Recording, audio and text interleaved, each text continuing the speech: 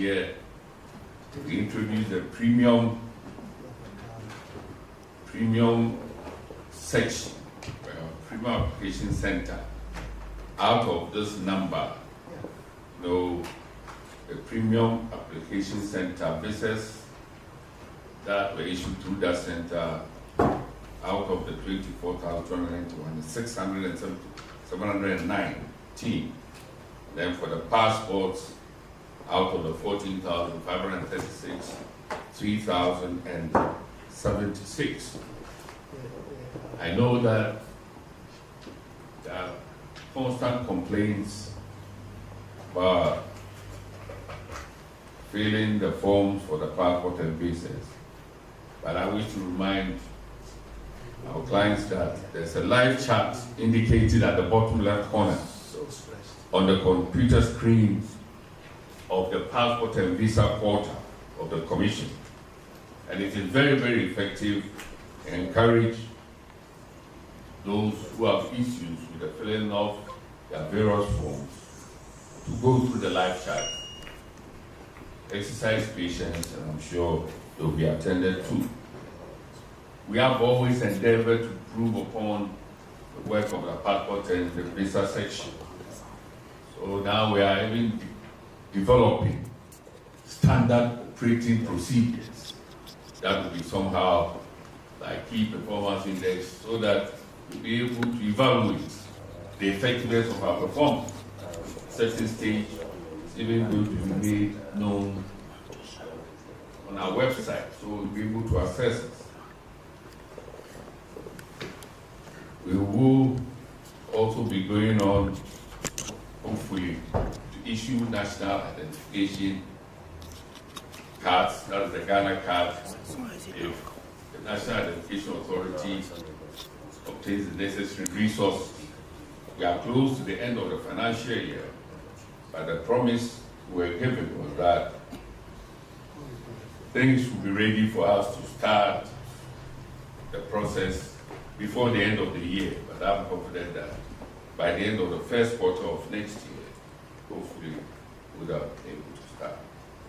Yes, sir. Now, we also attest documents. An attestation fee is £30. When we attest documents, we attest the authenticity of signatures of the representatives of the Ministry of Foreign Affairs and Regional Integration in Ghana. We've been experiencing problems with that, and so we are asking those who bring documents for attestation to ensure that they are wrong. We also issue emergency travel certificates, ETCs, for a fee of 65. So sometimes people claim that they've lost their passports while they are on the verge of traveling, but the ETCs, it's only a one-way ticket, and it's not always that you are issued. When you are issued with an ETC, you can't use it to travel out of Ghana. Only use it to enter Ghana. That's also for a fee of £65. This year will be issued 86. And then, well, we also have legalization of documents. Sometimes there are some documents emanating from the United Kingdom for purpose of use in Ghana, and on some occasions we attest this document for a fee. Legalization, that is a fee of £80. So far this year we've issued 81. I'm saying all these things so that you will know the services that this mission renders. A lot of Ghanaians don't even want to pass in front of the premises of the mission, saying that the mission is reserved, the premises is reserved only for a few people. Even some members of the media are reluctant to seek information from the mission. We are always accessible. And so when you have problems, don't hesitate to contact us. In the area of trade and investment, from the 6th to 7th June, the High Commission, in conjunction with the Ghana Investment Promotion Center in Accra, organized the third Ghana Investment and Opportunities Summit, GILT. And we had the Vice President, His Excellency, Alhaji Dr. Muhammad Bawumia, as the keynote speaker. This event is aimed at boosting trade and investment between Ghana and the United Kingdom. A day before that event, we also held the Ghana Business Council meeting. This is a council comprising some senior officials from both Ghana and the United Kingdom, and it's co-chaired by the Vice President on the part of Ghana, and then by the UK Ministers for Africa and Minister for Trade on the other. So the meeting was held on the 5th June. During the event, the UK Ghana Investor Group was inaugurated. This is a group comprising UK investors and key Ghana investment facilitation agencies. And the purpose of this group is to generate UK funding for Ghanaian projects, like in the areas of pharmaceuticals, textiles, and agro-processing, as well as providing support for Ghanaian projects, purpose of investment. We also have the education and recruitment section. This section is responsible for overseeing Ghanaian students who have scholarship in various UK tertiary institutions. Over the past 2 years, remittances for the payment of fees and stipends of students have not been fought or regular as used to be. Of course, due to the economic challenges that we've been having at home. However, the mission's representatives are always in touch with the various universities, letting them know the challenges we are facing. So even though some fees and of course stipends for students are presently in arrears, no government-funded student has been asked to leave a university for non-payment of fees. I'm emphasizing this because sometimes in the media we hear a lot of complaints, etc., etc. Most of the cases, the complaints will be in respect of the stipends. That is, allowances given them every academic year. It's been important. From our records, for the 2022-23 academic year, there were 708 Ghanaian students on government scholarships. And these are the scholarships being administered by Scholarship Secretariat only. But we know that there are some students who are on scholarship from Ghana Education Trust Fund, others Ghana GMPC, and of course there are some even from the military, few, one or two, who are not part of the 787. While of course we have a sizable number of Ghanaian students who are funding their education themselves privately. So we have a lot of Ghanaian students in the UK, and the mission endeavors to engage these Ghanaian students. And I'm encouraging the Ghanaian students, especially those who are not on government scholarship, to register with the mission immediately they arrive in the UK, so to commence their studies. I'm saying this because there have been occasions when I have personally been compelled to speak to university authorities in respect of privately funded students or Ghanaian students who are facing some challenges, some with fees. Indeed, in one case, I think the university reported to the Home Office that the student had not paid, and he had to go back to Ghana. But I'm happy that just 2 days ago, he informed me that he has been able to get a visa to return to complete his studies. It was because they were delayed by his sponsors in Ghana. Okay. So we are encouraging all students to register. It makes our work easier so that when in difficulty, we can easily contact you. Of course, we also have the treasury section.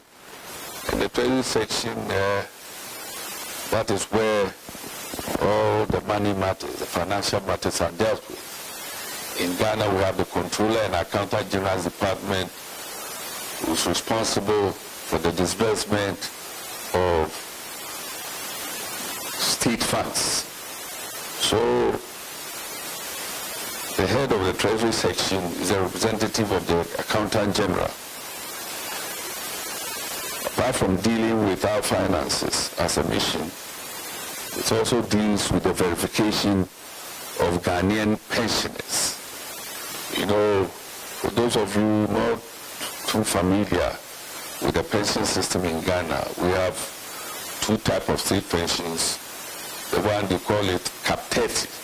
Cap 30, those under Cap 30 are not too many, but we know that those in the security agencies are under Cap 30. And of course, those who are in certain sectors of it. So these pensioners, there was a recent announcement that pensioners should register with their national, the Ghana, what we call the Ghana cards. And normally, pensioners, you have to be verified or validated every quarter. And there are pensioners under Cap 30 in the United Kingdom. Some are as old as 85. And so that is the work of the Treasury section. And after the announcement that there should be national identity card verification, I know that the Treasury section, in collaboration with the Consular section, undertook a special exercise to verify Cap 30 pensioners in the United Kingdom. And I'm happy to state that as of now, they verified 118 persons. Normally, the number would have been about 40, 35. So we are encouraging pensioners under Cap 30, even though they may not have the three requirements. I mean, I know that it's a Ghana card, it must come with pension advice, then pension from one. Those who are eligible for the pension should try and come, even if they don't have all the requirements. The Treasury section will try as much as possible to register you. In fact, when some of them came, their pensions had been stopped, the payments had been stopped. But after they had been verified, I hope that from next month, they will receive their pensions. One of the very, very important areas of our work is that of the Consular and Welfare section. That is the section that really deals with the concerns of Ghanaians, Ghanaian associations, etc., etc. And this year, the section has also been busy. And as part of our consular work, we've been going out of London to enroll applicants for Ghanaian passports. This year, this exercise has taken us to Leeds, Manchester, Liverpool, Birmingham, Southampton, Dublin in Ireland, and then Cardiff in Wales. And even presently, portals have been opened for Dublin and Glasgow for the enrollment. In our effort to improve upon our services, we are making some new arrangements for this. And I hope that in consultation with Accra, when we are ready, those who are desirous to apply for passports and think coming to London is too much for them, you get to know the new processes that we have put in place. We also have community engagements where Mission engages Ghanaian communities. It's not always the head of Mission, that is myself or my deputy. Sometimes we have officers representing the Mission. And these events have sent us to Cardiff, Edinburgh, of course, Southampton, where the Ghana Union met. I was there myself. And there's also Coventry and Birmingham. Coventry, there's one Queen Mother from Ekwapim who said it would be coronated. That's the expression, the description we gave, and we're represented. And we also represented at the inauguration of the Ukwapiman Feku in London. The latest event that Mission engaged in was the party in the park, of course, and just before then, we hosted the group describing itself as Ghana Wanderlust Group that had traveled from Accra to London. The major challenge that we are having with these engagements is that in London we have many Ghanaian associations and they invite us. Of course, as is done in Ghana, when you are a prominent person and you are invited to a function and there's a fundraising, you are expected to contribute. And depending on your status, the expectation is very significant. It is part of our culture. A media person will go, no one expects him to do anything. If you are a representative from the High Commission, you are expected to do something.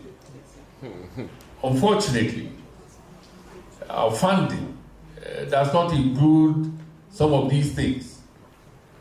So apart from the High Commission and the Deputy High Commissioner, who always feel compelled to attend these events, whether fundraising or not, the officers, the events are many, so sometimes you send the officers, these events take place on weekends. And they almost always have other engagements, domestic engagements. It's difficult for them to attend, especially when it's fundraising, it's more difficult. So I say that for us as a mission, our moral support is massive, but the financial support is limited. And we hope that the communities will understand that so that we can engage them more and more. And to assist members of the Ghanaian community in terms of welfare childcare, etc., we intend to engage Ghanaian lawyers and social workers so that we get a database where we can refer some of these matters when they come to our attention. And apropos that, I believe that even recently there was an incident where a Ghanaian died at Heathrow Airport. The information given me by the welfare section is that the widow called the welfare section and said she had been in the country only for 2 weeks. She's a nurse, she's been recruited, she's here. The husband left Ghana to come and join her. Unfortunately, she died at the airport and she didn't know what to do. But in our effort to assist, she said, oh, well, the community, we have some community leaders who assist, and they did that. They referred him to one community head to assist with the arrangement of the funeral, the repatriation, etc., etc.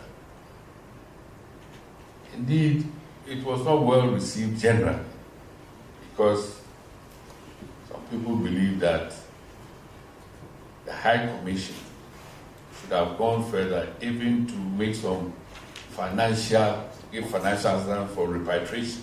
Unfortunately, these things, we cannot do that. But we've also learned lessons from that. Henceforth, when these matters come to our attention, we will then take the lead. And together with the community leaders, try and help compatriots who have these problems.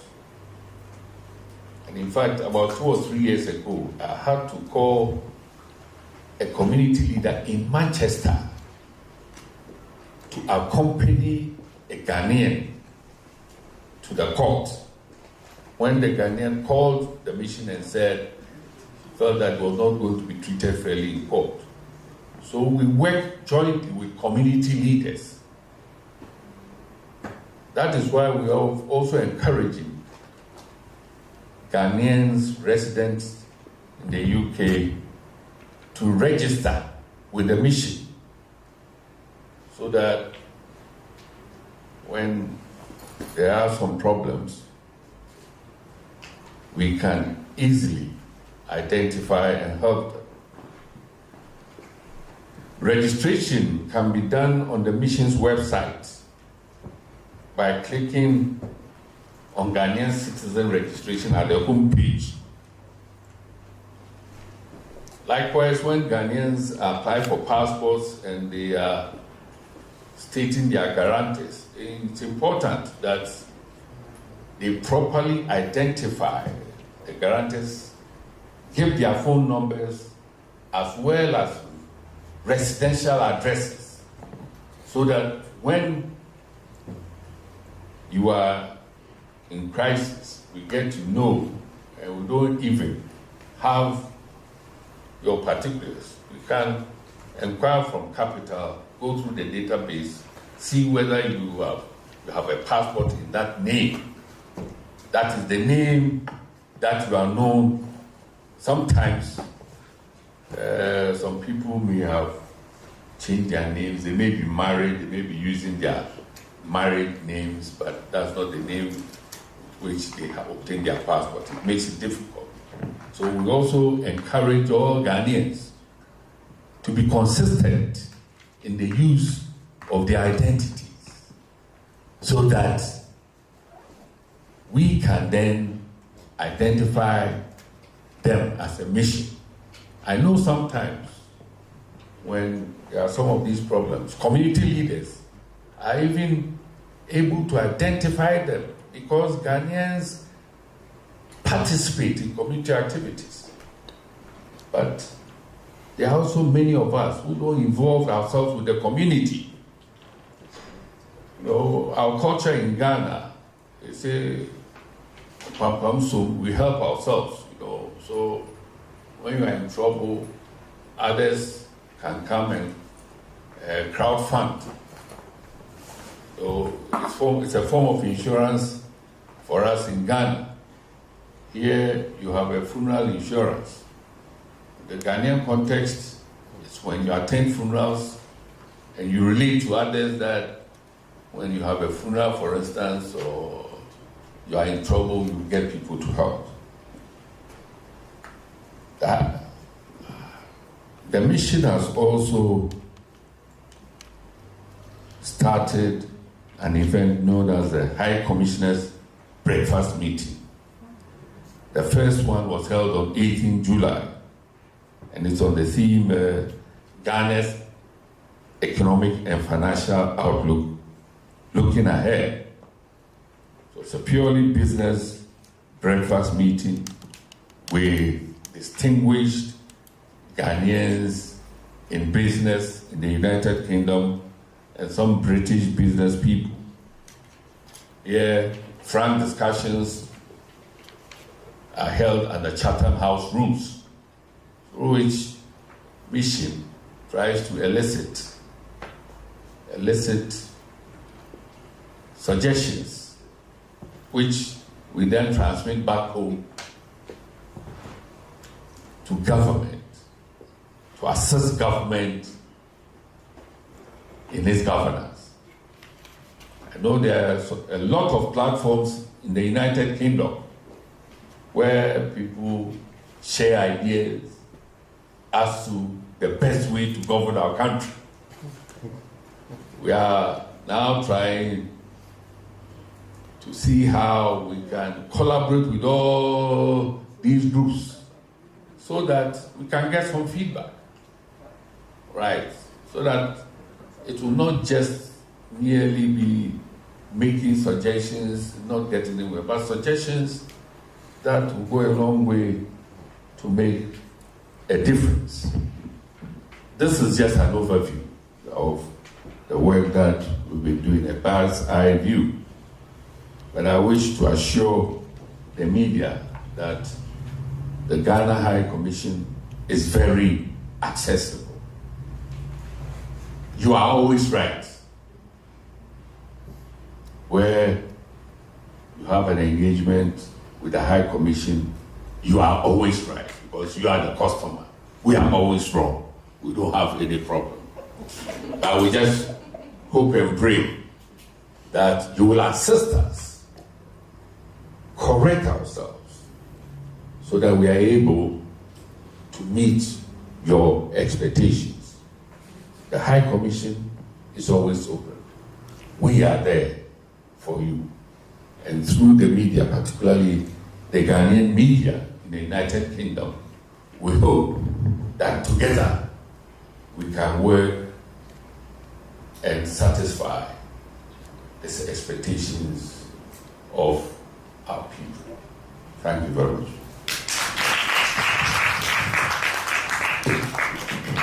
Thank you very much, HC, for that elaborate speech.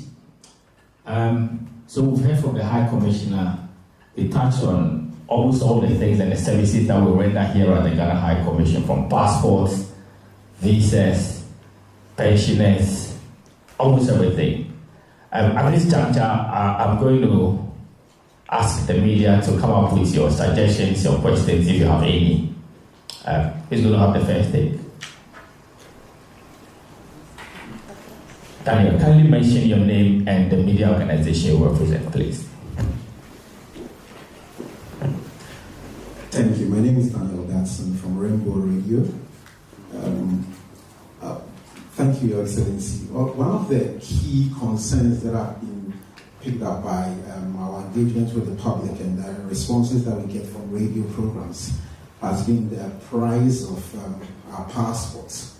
And just this week, I'm aware that the Ministry of Foreign Affairs has, issued a statement that a cap that is in Ghana, that a cap on how much Ghanaians back home spend to acquire a passport, which is 300 Ghana cedis. Now, my question is, comparing our price to other African countries, which ours is significantly higher, is there anything that is being considered to make sure that what we pay here as Ghanaians living in the UK is more or less commensurate.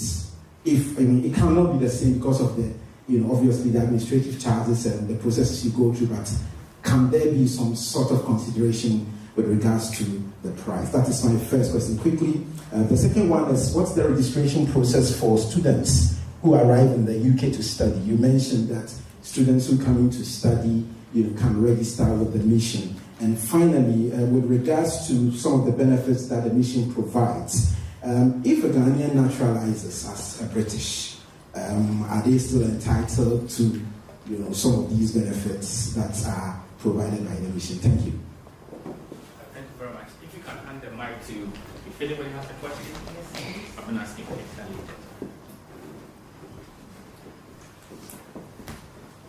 Your name and your... Thank you very much. My name is Abuna Skimpen, and I'm from Skimpen Afri TV. My first question is, how can the Ghanaians in the diaspora register with the Ghana card? That's my first question. And my second question is it true that the High Commissioner will not be able to have records of all Ghanaians in the UK? And what is the Commissioner doing to bring all the Ghanaians together?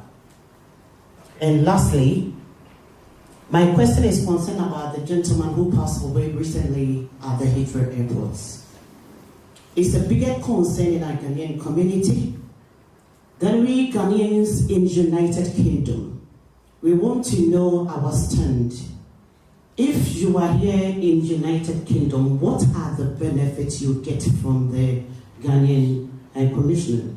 For instance, when His Excellency was given the reports, what mentioned about if someone passed away, the community leaders, or if someone have a problem, the community leaders come together, we raise concern about that.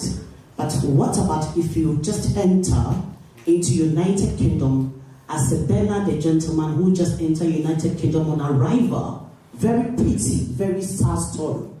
He don't know anybody here. And he have a partner who came here, points corrected. She is not a nurse, she's just a mere carer. And who just came to United Kingdom for 2 weeks. And a dependent follow her. Only his arrival, the gentleman passed away. They don't know anybody in the United Kingdom. So how can the elders in the community or people in the community as a Ghanaians, as one body, cater for it? So we don't know, as a citizen of Ghanaian, we just want to know if this case happens, we don't know anybody here, how come or what is the High Commissioner doing of this kind of issue? Because it seems that we are not secure as a Ghanaian citizens. Thank you very much. Thank you very much. Well, thank you. I'll start from the price of passports. When I first came here as High Commissioner in June 2017, was one of the matters that brought to my attention. And I dare say that I worked on it, and the price was reduced. So as for getting it down, but I don't know. I don't know whether I can give you any assurance. I'm just praying that in the current economic circumstances, the budget for next year, in which you have fees and resolution, fees and other levies, passports, the price of passports are not increased. But I can tell you that the price as of 2017 was more than presently. So it's not as if government was not sensitive. Well, we make comparison to other African countries. I don't know about acquisition of passports of other countries in the United Kingdom. I know for some countries, if you are a citizen, you can't obtain a passport in the United Kingdom. You have to get it back in your country. However, in the United Kingdom, we give passports. And I've given you the numbers, so it's quite significant. So I believe for those whose passports, the cost is less. It may be that it will be akin to the cost you get when you do it in Ghana, which you say is how much? 300 Ghana cedis. 300 Ghana cedis. In pounds, how much is it? That's like 20 pounds. Okay. So that's it. Then registration of students. Yes, I mean, I've given the portal. We are going to see whether we can have another section for students. However, we have Ghanaian students' unions in various parts of the country.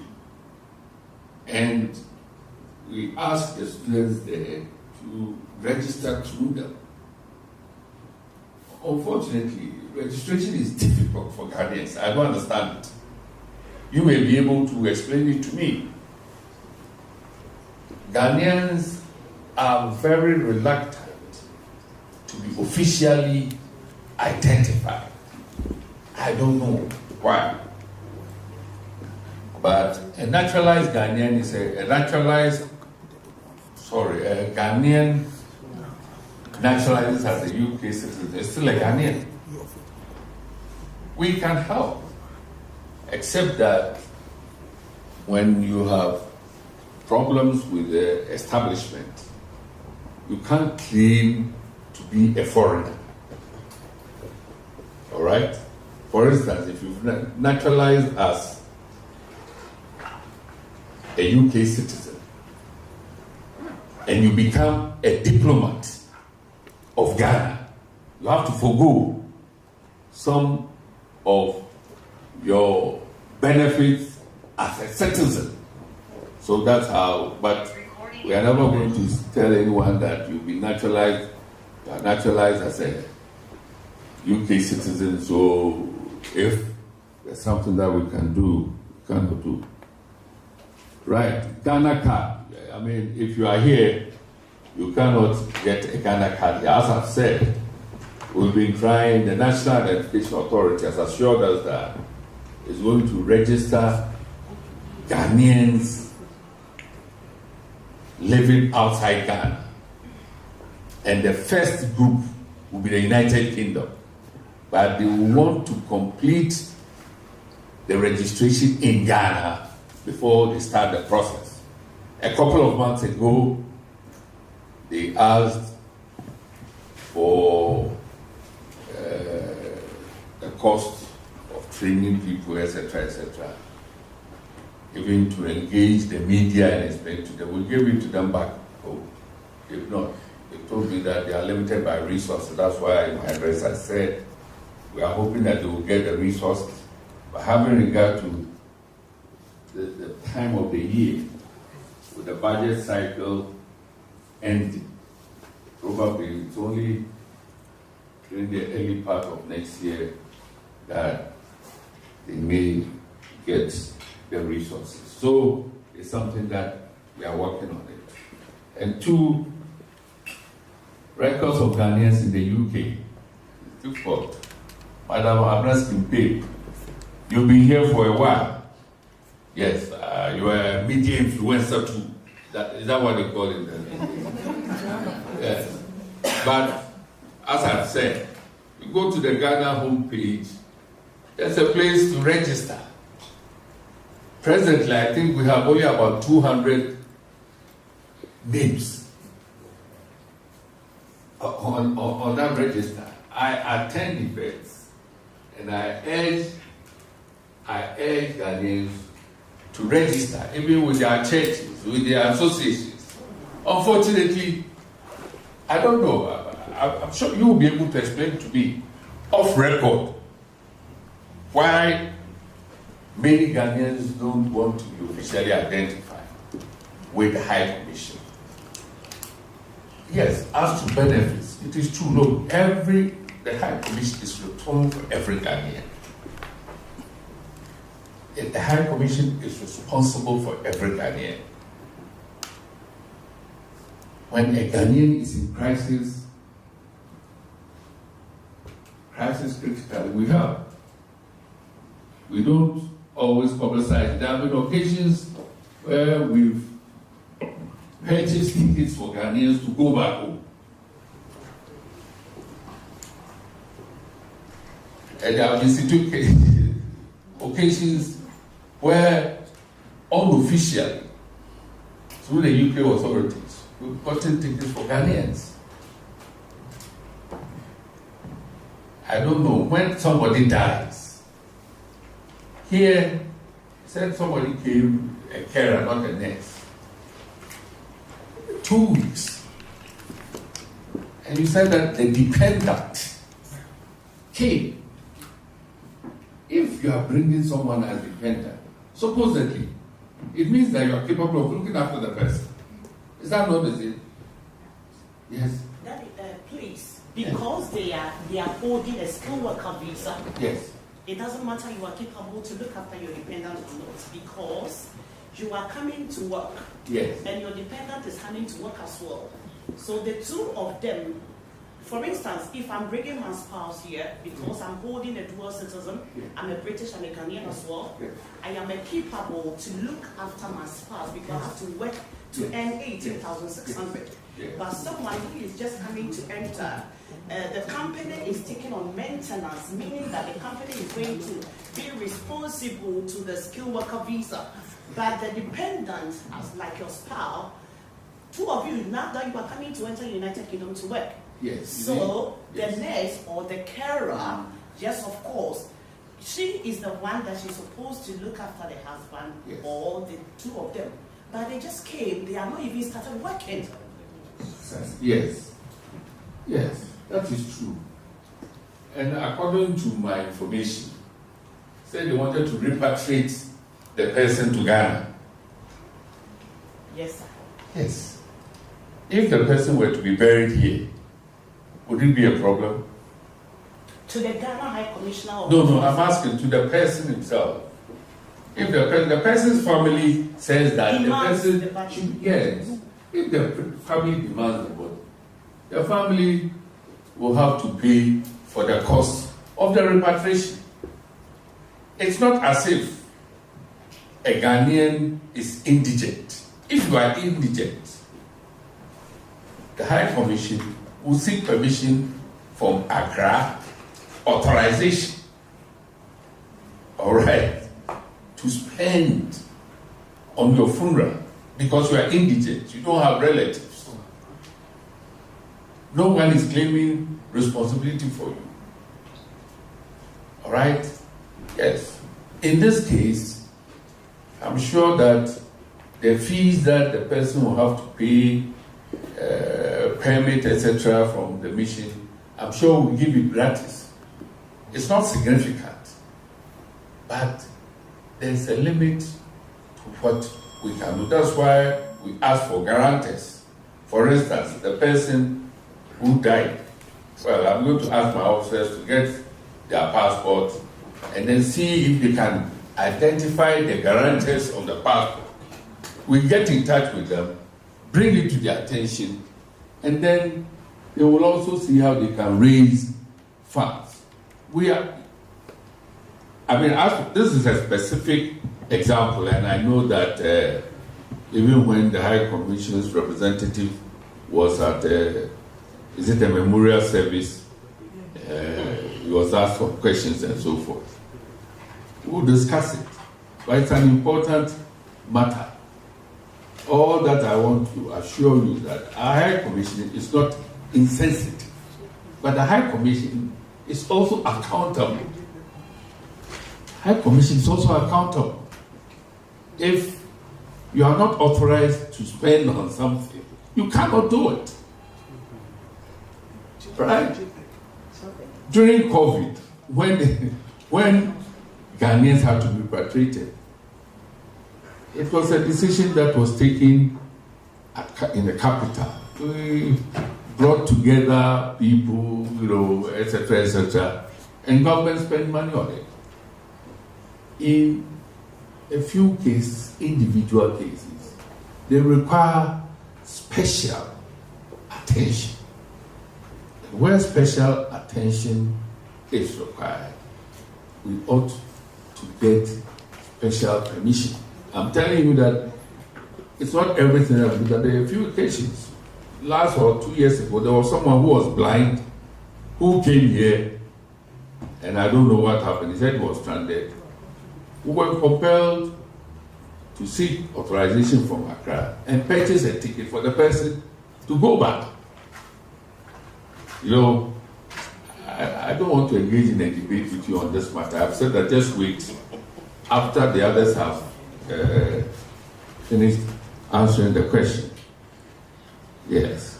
Look, even in Ghana, when you are a British citizen and you have a legal problem, you go to the mission. The mission will direct you to its website, give you a list of lawyers, recommended lawyers that you can access. We facilitate. It's not everything that we can take responsibility for. That is the truth. But we try our best within our limited resources to assist. Thank you. Thank you, sir. All right. But please, let's discuss it further. Shall we take our next round of questions, please? Mr. Opong, your name and your media organization, please. Thank you very much, AG, for inviting us this afternoon. My name is Kwesi Opong. I wear two hats, Hits Africa Radio and Gidi TV. This is, I think, a complaint somebody wrote to the High Commission, but still hasn't got an answer concerning her visa application she made on the 10th or the 5th of 2023. Papa, you forgot to introduce the passport officer to us as you introduced the other officers. Yeah. So the problem she had was she made her visa application, and then the return of the passport and the visa, she noticed that the date in which she was to leave Ghana was a date she's been given to travel out of UK. So she phoned and went to the office, but the office said in High Archway, they said they couldn't do anything about it, but she should go to Premium Tower Hamlet to go and do a fresh application. I mean, this is very nice, not nice at all, to pay twice for the same application. Why can't the officer validate just the visa? And she has to go through to fill new application and pay again. So that is her complaint, and she wants at least a refund. The officer is here. I'll let the answer. No worry, I'm sure she knows of it. Very good. No, even if she doesn't, okay, I'll let her answer. She's here. She's sitting in front of you. Thank you very much. That's the first one. And then the second one is we have heard about ROPA, We've been told several times that Parliament has agreed, this office has agreed, that office has agreed, but EC has agreed, but EC, we don't know what the problem is still. Are we going to vote in 2024? That's my simple question. Thank you for now. Can you pass the mic?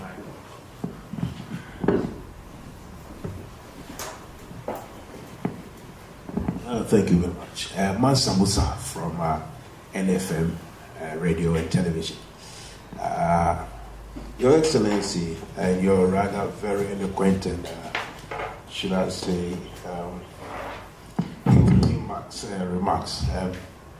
You've just told us that the reasons for sometimes not being able to attend to functions. Some of us thought maybe it was to do with schedule, or Americans say schedule, we say schedule, or the timing.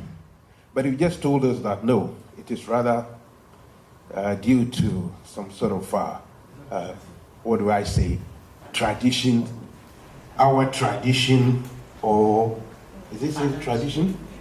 Some financial requirements that has to be, exactly, for some donations have to be made, and for that reason, sometimes it is difficult or makes it, well, that is what I gathered from your opening remarks.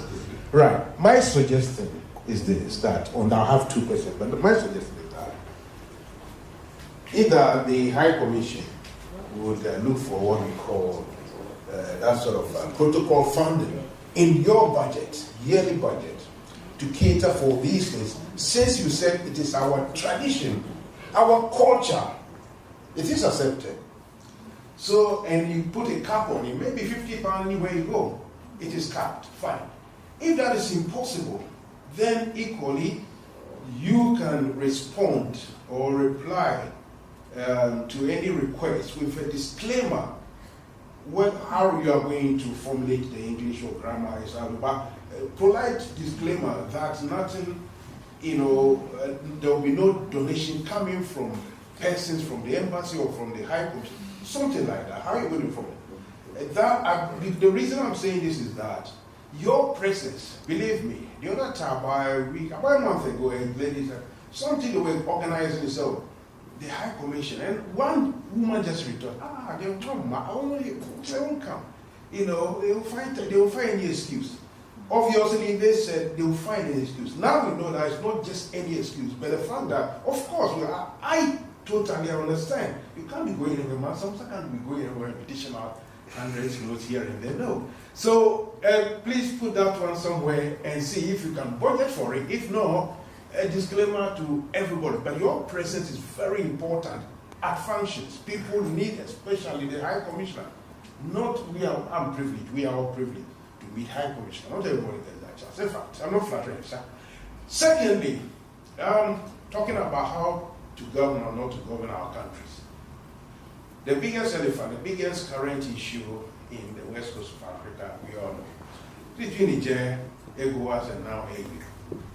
Now, the overwhelming acknowledgement from most West Africans, thank you, most West Africans, Ghanaians, and others elsewhere is that we simply do not need a war.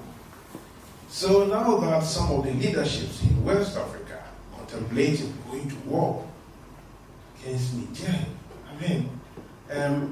it will not be happening with the blessing of the masses. And this is another suggestion. Let the authorities know that many, many people, non-Africans, everyone is asking, what is this all about?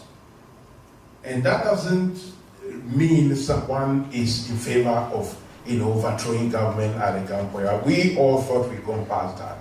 So these are the only two things I want you to take along. Thank you, sir.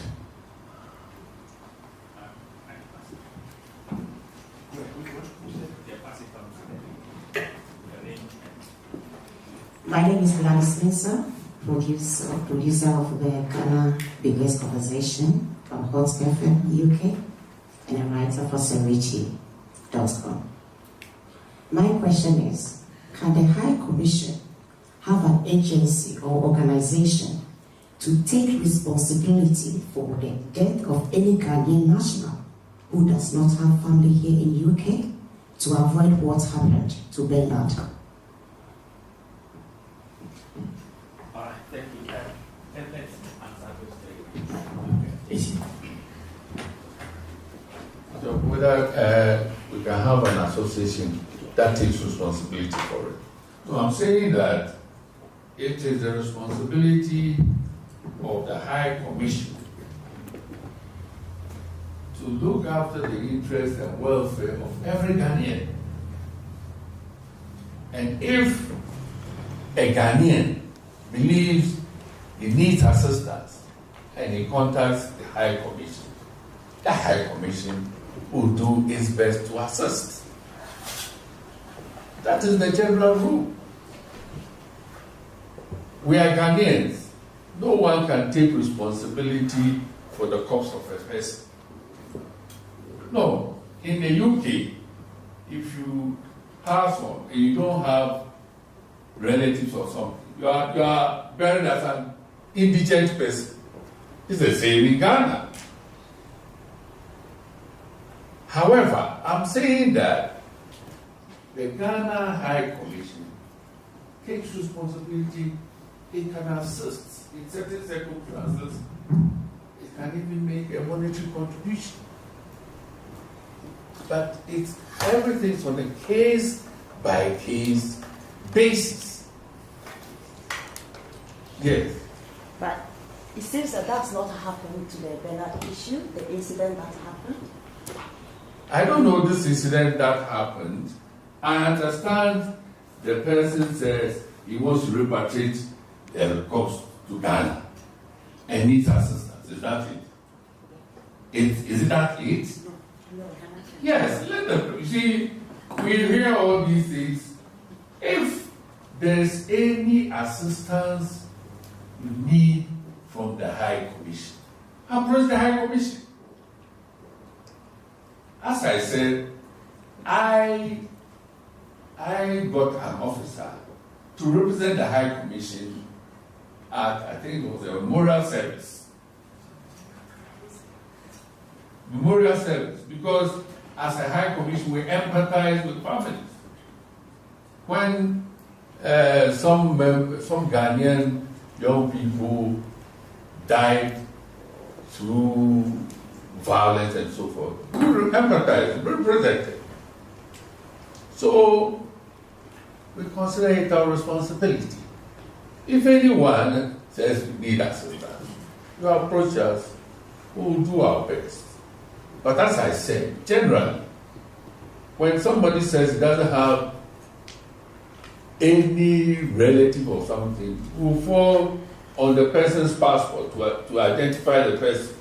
When we get the passport, we ask for the guarantors, and we bring it to the attention that such and such a person whose passport application you guaranteed has a problem and needs assistance. Ask the guarantor, please help. Some people may say that, well, we don't know them, we just have to know. We know their families. We've had occasion to identify people like that. I can give you many examples, right? Someone who was discharged from hospital and said he didn't have any place to go and came here. So we asked for his passport, we contacted the family, and we got him to Ghana. The family took over. Students on scholarship have had problems. Even officers have accompanied them to Ghana. So it's on a case-by-case basis. But you see, please, sometimes we all believe that the High Commission should be able to help at a time when someone is in need. It's not always that we can help. that they have, if I may ask, Yes. why it can be always? Because we don't have a bottomless pit of money. We don't have a budget line for all these things. All right? I mean, repatriating someone to Ghana is in thousands of pounds. It's not even £100. We don't have a budget line for that. Sometimes if the mission has to entertain people, that's obtain authorization from Accra to spend. It's a system to regulate expenditure. And we don't have money for everything. And having said that, Mr. Mansa Musa, please, I didn't say that we don't attend because of donations. I said the High Commissioner and the Deputy High Commissioner cannot always attend every event. So sometimes you have to ask an officer to represent. However, I've come to realize that sometimes when it involves a fundraising and you involve an officer, since there's no budget line to pay all these things, the officer too in the weekend may not be able to attend. It's not that I discovered it, that it was not open. But I attend almost every event. I've listed the events that we attended. Even Okapiman Feku and so forth. You've invited me to one of your programs. I've not been able to honor your invitation as of now. It's not because I'm going to give a donation. It's because my time is limited. So, that's what I didn't say that we don't attend. I don't attend because of the no. I try as much as possible to attend, honor every invitation. But it's physically impossible. All right? So these days, we get Google messages. If I'm unable to, yes, a Google message. We are trying as much as possible to make our citizens happy. Because we are here because of them. Sure. Yes, I mean, why would I be High Commissioner if it's not also primarily because of the wealth of Ghanaians? Right. Then as for ECOWAS and Niger, well, I'm sure the sentiments of the people will be taken into consideration. I mean, we are in democracies and there are processes. All right? I'm sure debates can be raised in Parliament, etc., etc. But it's not every decision that you take that everybody will be happy. That's why we are leaders. Nobody wants a war. Yes, we agree. But if it's necessary, why not? There have been occasions ECOWAS has gone into countries, Sierra Leone, Liberia. There was ECOMOG. Can you imagine what would have happened without ECOMOG intervening in Liberia and so forth? So please, no one wants war. No one wants violence. But sometimes, if it becomes necessary, you have to ensure that people respect the law. Why? Second World War, wasn't Hitler just running over countries and so forth? If people have not stood up, would the world be the world it is now? So I agree, the concerns raised are legitimate. Even Ukraine, there's not all the citizens want to join the army to defend their nation. It's natural. So I'm sure that the leaders will take all these things into consideration. But my understanding, they said that as a last resort. Mr. Mansa Musa. Sir, since you've mentioned my name again, should I say that yes, when you say if it's necessary, yes, given that once again in the case of Ghana, we've given our going to handed over the economy to IMF, we don't even have money and we are planning for war. It sounds It's not in place. Well, okay, all right. I hear you. We are planning for. I hear you. Nobody's planning for war. We are members of ECOWAS. Illegal war. And ECOWAS leaders have decided that they will intervene. And this is not the first time. This is not the first time. Those times we had money. All right. There's a next question. I'll give it to Abiyaminka. This is a specific question. I don't know. Hi. I didn't get the specifics of the complaint, so I will answer the question as generally as I possibly can, because we need to look at the person's application details to figure out exactly what the complaint is. But generally, it sounds like the person applied through the Premium Center, the Access Premium Center, because if they are told to go back to the Premium Center, it means the application came from the Premium Center.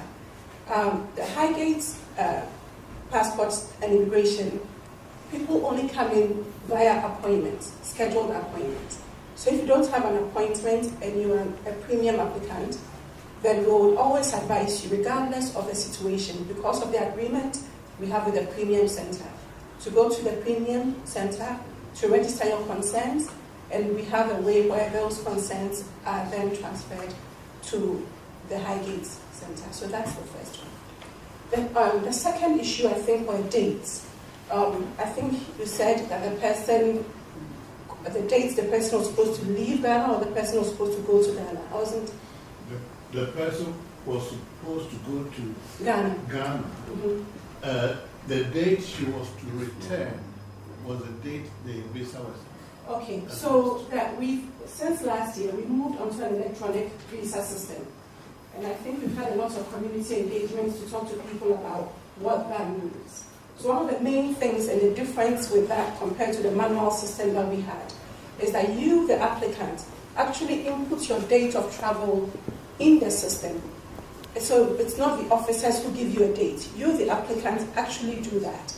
And the visa is given to you based on the dates that you put in the system. And the visa is an entry visa. People sometimes mistaken it for a visa of duration of stay in Ghana. So we give you a visa where, so if for instance we say your visa is for 3 months, you have to enter Ghana by the deadline. It doesn't mean that you have to stay in Ghana by that. Because once you get to Ghana, Ghana Immigration Services will take over and let you know how long you are allowed to stay in the country. So it sounds to me, once again, I may have to go back with the application details to figure out exactly what happened with this specific application. But it sounds to me that the person puts maybe a wrong date of travel in the system. No, ma'am, I've seen it, and you see the person specified a date of travel. Unfortunately, the visa is given I know to the date that she's rather returning back. I mean, returning to. We don't ask for. For instance, the fellow is leaving. Tomorrow is 25th. Yes. Leaving 25th, right? To Ghana, and coming, let's say, 1st of September, right? The visa is actually given 1st of September instead of giving from, let's say, yesterday. So what I'm saying, what I'm explaining, is that it could be an error. Because it wasn't, no, but not, because what I'm explaining is that we don't even ask for your return date, right? So we wouldn't even know. So it's not like we can confuse your departure and return. So we ask you for your departure date. Yes. There's clearly a confusion there. I mean, there's a problem there. So what I'm saying is that, so a lot of times, people, I'm going to say one thing that we have noticed, is that people in anticipation to get an earlier appointment date will put the wrong date, will just create a date just so they can get an appointment. Not their actual date, but the system will go with the dates that you have put in for the visa issuance. The copies of the tickets and everything. You see, in general, yes, you might be right, but you see, this matter, I don't know, now that you've heard of it, why don't you let the person come and see the officer? All right? Is the person a Ghanaian? Yes, and he's applying for a visa to go to Ghana. The person doesn't have a passport, a Ghanaian passport. You see, this is the problem I have. I mean, this is a problem. Someone complained to me that he's a Ghanaian. He's going to Ghana. They were asking for a letter of invitation. Are you sure? You're a Ghanaian and you are going to Ghana? Yes. I said, so, why? I wanted a visa. I said, why did you need a visa? Because I'm using a British passport. I said, oh, then you are British. But you're entitled to a Ghanaian passport. So I'm encouraging Ghanaians who have passports of other countries to apply for Ghana passports. You are going to Ghana, you use your Ghana passport. You are returning, you use your whatever passport. Right? But Mr. Mansa Musa, I need to know your name. Because Mansa Musa, I know was an old king of Mali or something. But this way you call yourself Mansa Musa and so forth. Says you don't. Let me get to the not now. I mean, later. Europa, yes. Electoral Commission is an independent constitutional body. I was in Parliament when we enacted Europa. Some Ghanaians have taken the matter to court. The court has ordered. But it's also a political matter. It's a political matter. And I think the EC wants a consensus among the political parties for Ghanaians resident outside to vote. It's not novel. I mean, a lot of the French countries, they do it. But some parties say that they don't agree. Unless, what I've heard is that unless every Ghanaian everywhere can have the opportunity to vote, which is impossible. Which part? Pardon? I'm not prepared to do it. So it's up to the EC. No government can compel the EC to do it. What has to be done has been done. The law has been enacted. The judiciary has pronounced on it. The implementation is for the EC. I believe very much that Ghanaians resident outside should vote. I was a champion of that. I initiated it when I was Attorney General. So it's not as if, but you try to build a consensus. When you can't get a consensus, you have a problem. I think that's it. Well, so we'll take our next round. Probably time is running out. I'll take the gentleman in the glasses then, and I'll continue. My name is Nana Osei Esibe from Voice of London Radio and ABR Television. My question is about the Ghana card. Nowadays, everything in Ghana, you have to use a Ghana card. When you are posting something, everything you want to do, you have to use a Ghana card. I quite remember last year, in the same press briefing, the Deputy Foreign Minister was here, and he assured us that by the end of last year, everything will be it will be settled. And we've been waiting a while. When you want to get a voter's card, you have to use Ghana card. Everything is Ghana card. Today, I wondered when Your Excellency also said it's all in the pipeline. When will it exactly come up for that pipeline? Because a lot of people need that Ghana card. Thank you very much. Thank you.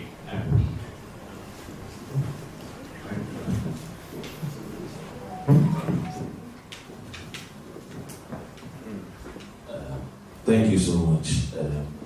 Thank you, His Excellency, for this Nobel meeting with the press. And also thank you so much for the team that has been supporting your work. Today I'm not going to make much complaints as Face the Country we normally do, because we want the best for our dear nation. With the Ghana card, I had an experience when I took some of my business friends to Ghana. They wanted SIM card, and they needed a Ghana card before they would get a SIM card. And it was very, very frustrating. So I think that the Ghana card, we have to look into it. In Ghana, before you become an MP, there are some qualifications and eligibilities. i.e., you have to be a Ghanaian, fully Ghanaian citizen.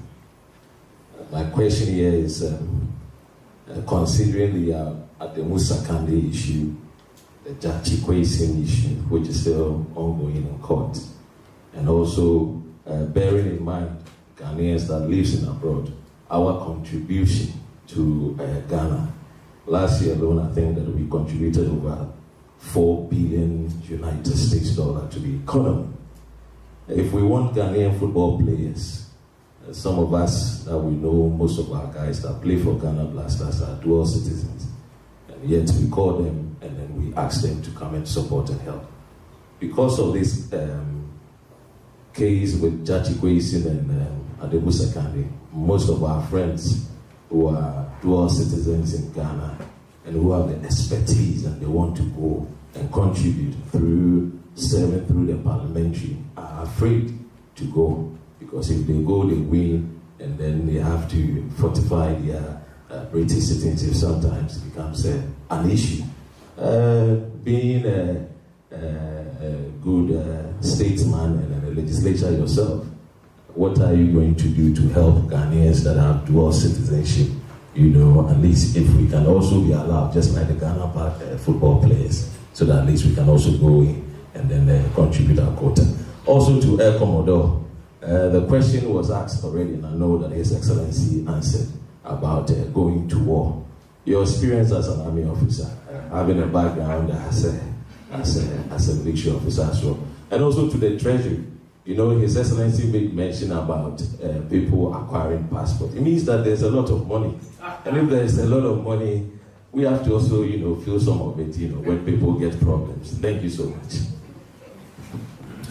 Thank you very much, Happiness Campaign, once again. God bless you.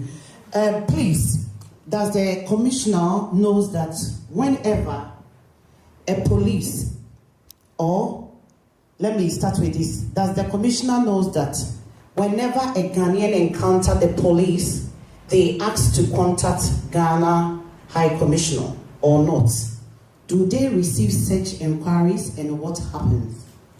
The next question is, what are the rules and duties of the Ghana High Commissioner in the UK? Because I am still on the Bernard issues. But as His Excellency was saying that we will talk later. Yes, of course, we will talk later. Because we want to know more details and what, as a Ghanaian, those that they are here and they are not holding a British passport, because His Excellency referred to, if you are holding a British passport or if you are here, you have to be on insurance or maybe life insurance or whatever. So if the person, for instance, don't have the right documents to live in this country, and we have about almost 70% that they are here, that they don't have right to live in this country, how can they have life insurance? That's my question. Thank you very much.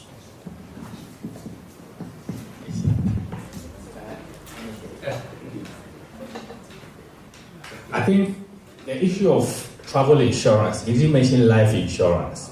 Travel insurance. Yes, he mentioned travel insurance for those traveling from Ghana to the UK.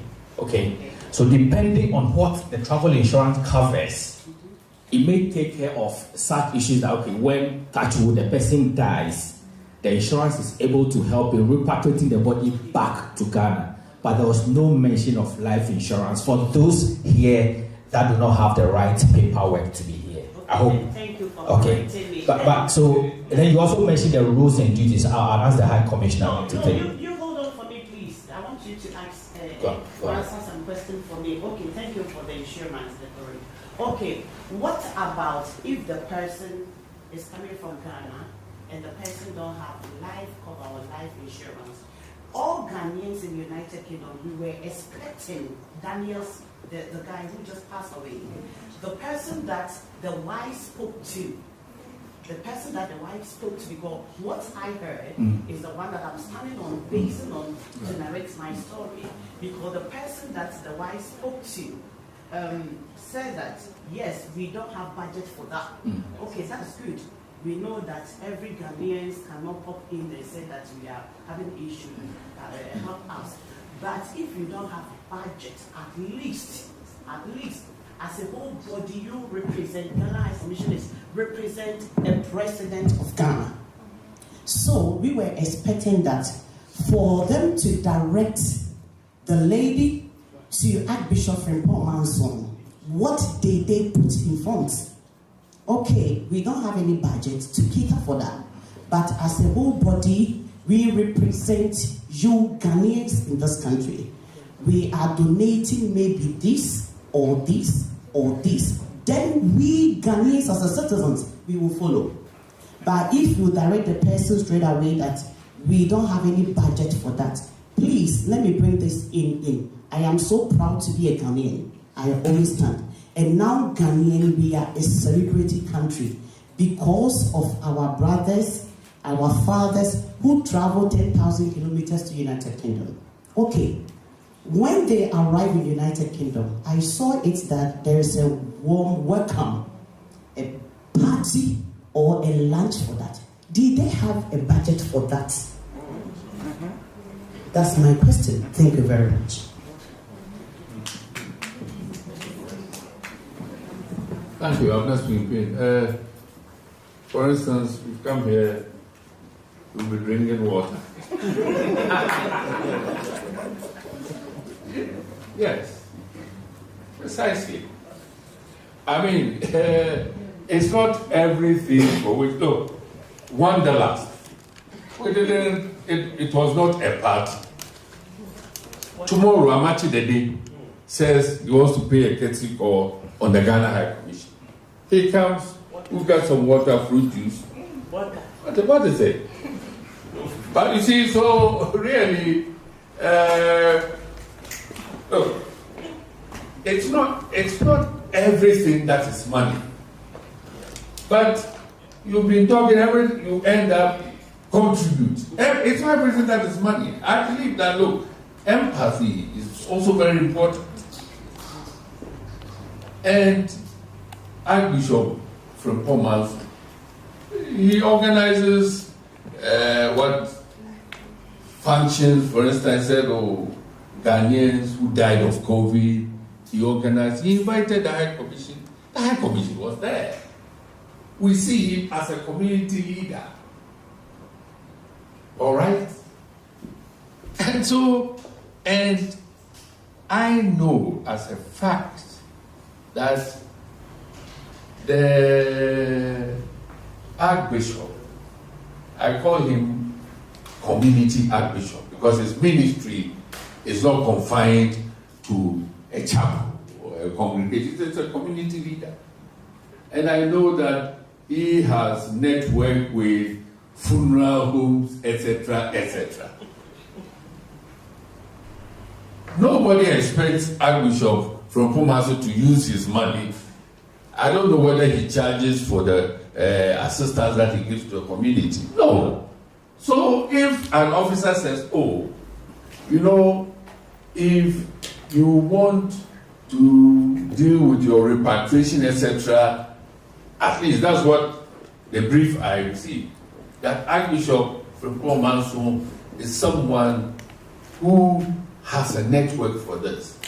He may be able to assist. So we'll let him know. Contact him. I don't know whether the Archbishop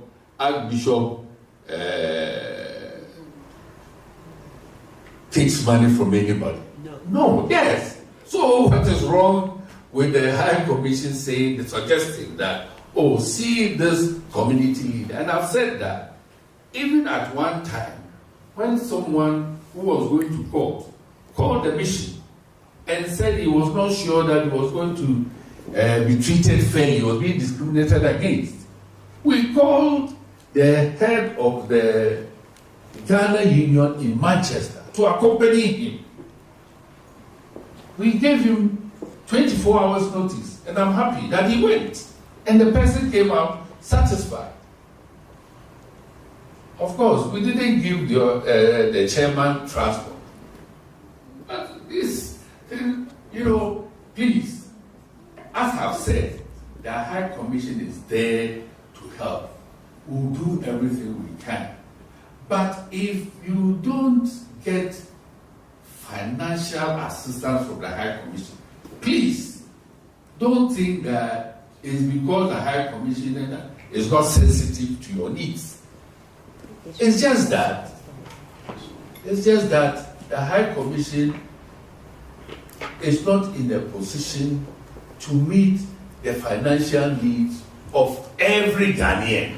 That's all. And that's a general statement I'm making.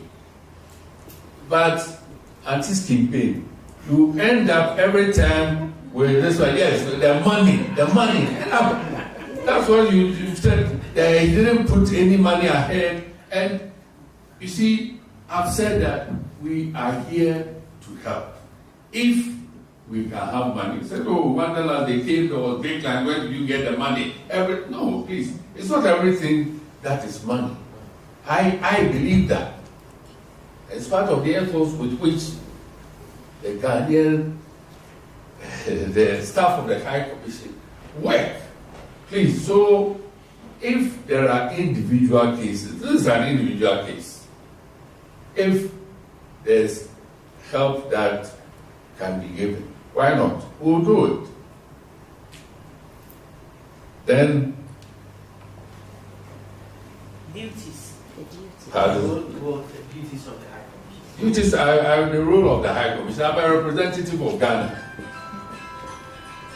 And its relations with the United Kingdom and its relations with Ghanaians present here. That is it, in sum. And I told you we have various divisions. We have passport and immigration. That's all, it's all part of it. If you have a specific question about specific, and you ask me whether police, look, when any Ghanaian is in trouble and says he wants a representative of the High Commission and the police brings it to our attention, we attend to that.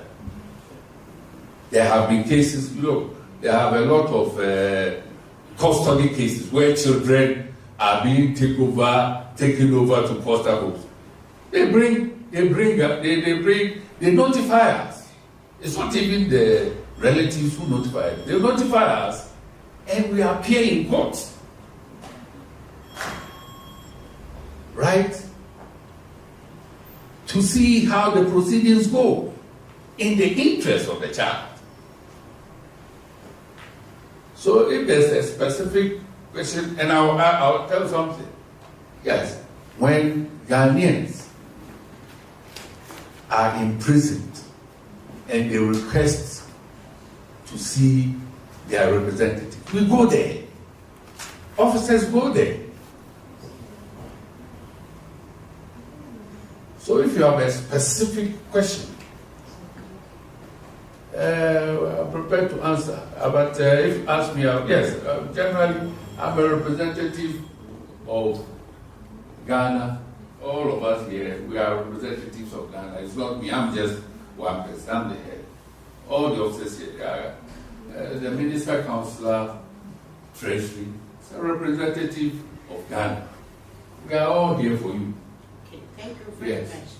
Now, all the Ghanaians, we know that you are representative of Ghanaians because we. I don't finish even answering the question. Please, so you sit down. You sit down, President. Yes, and dual citizen. Yes, I believe that we must further amend our constitution so that anyone who is a Ghanaian, even if he owes allegiance to another country, that's what the constitution says, can hold the office of president. All right? But it's a matter for Parliament to decide. And I'll tell you a joke. I used to be a member of Parliament. And then somebody came and said, there was going to be an election, primary election. Then they called them bogus. Somebody came from abroad and he wanted, somebody said we shouldn't allow those Ghanaians resident outside this country, outside Ghana, to contest. Because when they come, they have a lot of money, they influence people, the level playing, the field is not level. They come, they take their girlfriends. Now, even the small position they are chopping, they also want to come and chop. They are greedy. They should suffer with us. We have nowhere to go. They have somewhere to go. I mean, so these are sentiments that are expressed. All right? So, yes, but I believe, I believe that there shouldn't be any restriction. I believe that there shouldn't be any restriction. And then,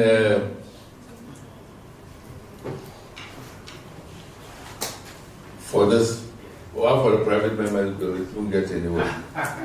And National Ghana card.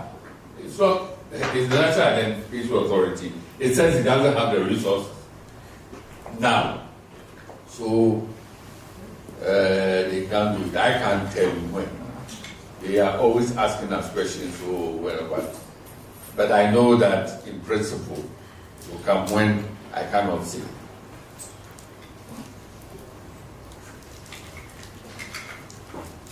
Madam, I'm not speaking. Did I answer your question? Yes, sir. You asked my question, but... wait, I'll give you to the moderator. But you asked me that, did you? I would have answered. Maybe she's got... Abena, your last question for the day, please. It's not a question. I asked that... Yeah, thank you very much. I asked that the duties of Ghana High Commissioner, and he said that all of the body, you represent Ghanaians here. Because we thought it's only passports that you come here to issue for us, and travel documents and attestation.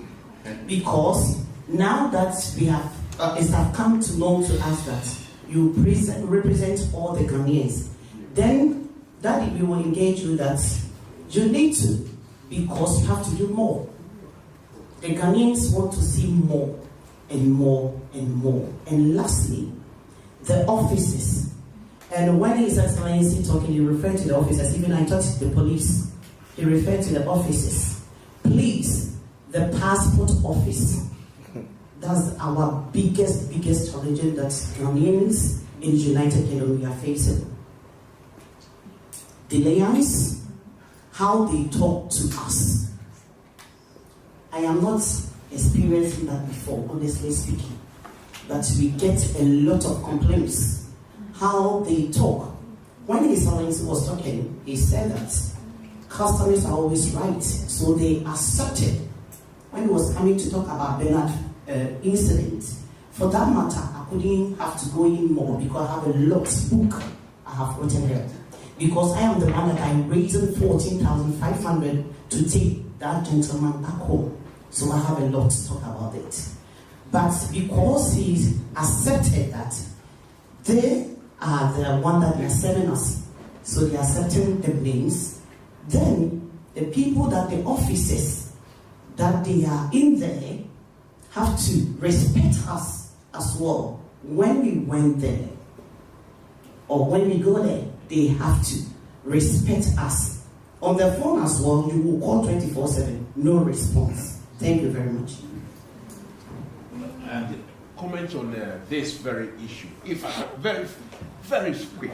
Yes, what I want to say. My microphone. My voice is like a sharp for you, anyway. Right. All what I want to say is that when it comes to Mansa Musa hating official, I hate very hard. On this occasion, I have to say this, that, look, I've gone through so many embassies and high commissioners and ambassadors. I will have to say this, that I've written a small piece to previously. This high commissioner, I would say that the last time I encountered a high commissioner that's professional, that's good enough, was in Moscow in the 90s when I was a student there. I have to address the high commissioner's Joe is not here. The guy is really a proper person. I mean, diplomacy as the system that is born with. This high commissioner, the work and maybe personnel may make mistakes here and there, but this high commissioner, I tell you what I can say, is superb. It's superb. I think I'll put your hands together for the high commissioner. You did say that before this conference you didn't know some of the things we do, but today you heard some of the things. Pensioners, if it hadn't been for the treasury officer, how are we going to raise 140? Was it 140 or 118? 118 pensioners, people who had worked in Ghana but are now living here. Because of the wonderful work that the treasury team is doing, they are going to receive their pension. So that's one of the things we do here. We don't only issue passports, even though it forms a huge chunk of the work that we do here. We do pensions as well. I mean, the Deputy Defense Advisor was introduced to you. I mean, they also do a lot of work. The welfare team, they are doing a lot of work. Okay, so that is the essence of this engagement, for you to know some of the things we do. And as I indicated earlier, this is the third in the series. The High Commissioner will be engaging more, so that, as Mansa Musa said, we will continue to receive a lot of applause from you there. Very good. Well, so I think we're going to take our very last question, and then we'll call it a day, please. Thank you. With all this, we've seen, when we came here just now, we've seen what the High Commissioner, you people are doing, which we didn't know. So in this case, I'm asking, can we have a platform where we can have all the duties that you people are doing, the things that you people are doing behind the back, so that we can have it? It's on our website. You see all the sectional heads and all the sections with their roles and duties. It's all on the website. Yeah, we know the roles and the duties now. But in case of solving problems and issues and certain things that the High Commissioner has been mentioning, we don't see that on the website when we go there, for them to know that these are the kind of things that they are doing. So if we can have all these things there, then we will know that our High Commissioner, they too are doing something for we the citizens here. I think I can answer that on my feet. You see, the High Commissioner mentioned police station visits, and there are certain other visits that you can never put on the website. You can't. For data protection and for the confidentiality that is involved in the work we do. You can't put some of those things on these things. Okay. For example, imagine your brother is in the police station, a consular officer visits, and then they come to put it on the website. How will you take that? You won't put it there, but you put it there that if you need us, if you need our service like this, don't put it there. Thank you. Okay, thank you very much. I get you. All right, thank you. Thank you, David. I think this will come within your scope of work because from the engagements I've deduced that it looks like there is a lot of sensitization that needs to be done for Ghanaians even here to know exactly the work, the full scope of work that the High Commission does, and also for us to be educated on some of the things. Our lady here in charge of passports was talking about electronic visa system. I don't have any idea that existed. I didn't even know that you could register as a Ghanaian. There are some of the things that I'm sure there are thousands of people like me who don't know that some of these things, are happening. So what I want to suggest, all of us, I've heard quite a number of radio stations, TV stations, Ghanaian platforms. Can there be like a drive? Maybe let's take maybe 3 months, 6 months, and run some sort of campaign to sensitize Ghanaians that these things are available for us to take advantage of?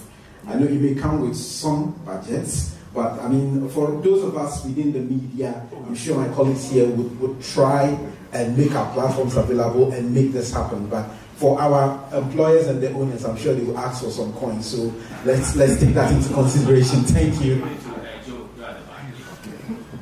All right. Let me just, yes. My name is Joe Bedu Kobina. I'm the director for Omega Live TV and Omega House Group. What I've realized about the High Commission, one, sensitization, and two, they're not getting to the businesses a lot, because I've been running business on my own for the past 17 years, and I don't think anybody has come in to help me. No help. That is somehow, I'll say, not the best. So I will entreat the Honorable High Commissioner just to make sure that as much as you are dealing with the societal problems, don't forget the businessmen and the women over here in London, because we matter a lot. Thank you. So thank you very much. Oh yes, our head of council and welfare.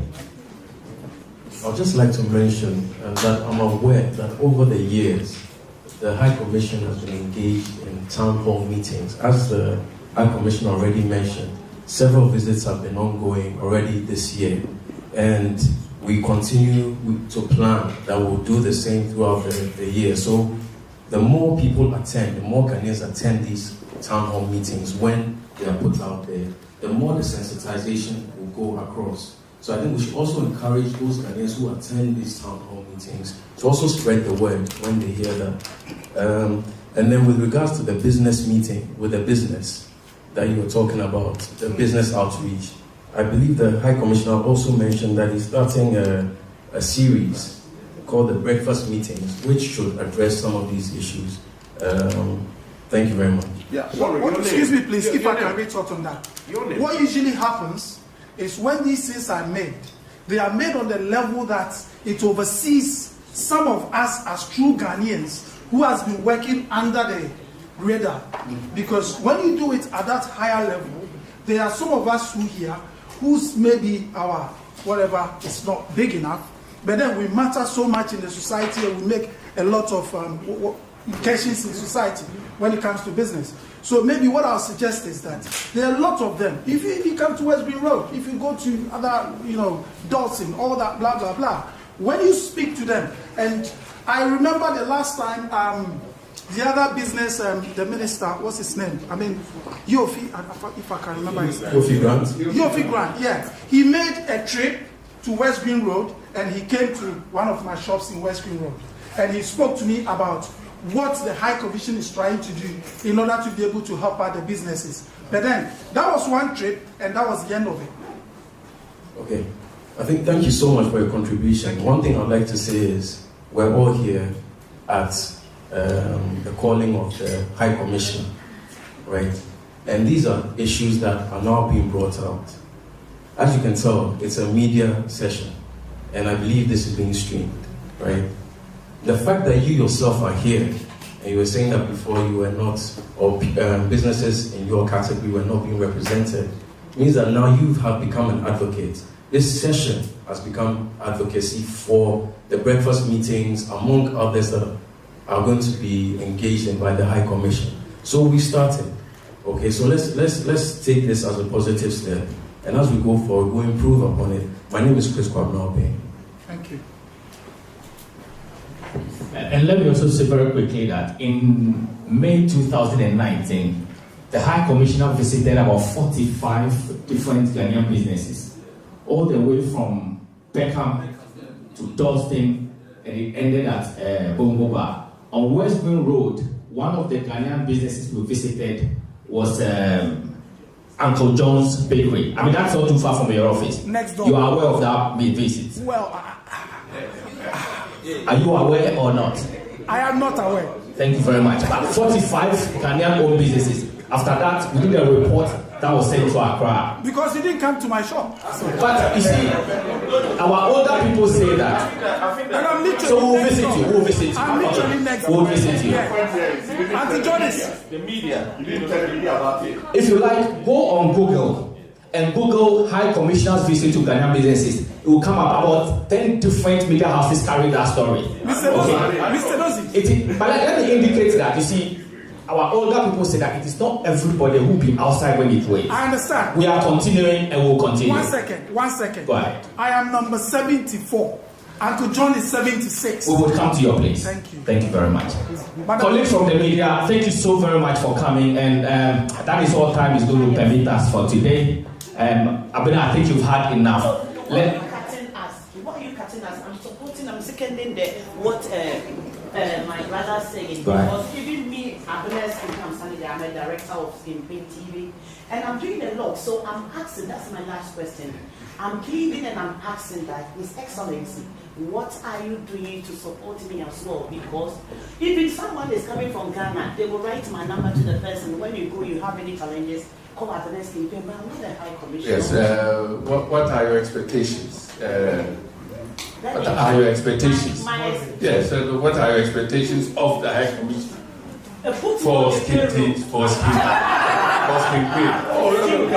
Put me on the payroll for another level.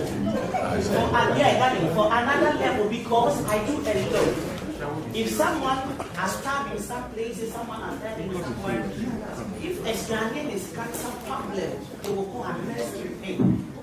But I'm not a High Commissioner, I'm not officer. So now I'm going to be a position officer from today.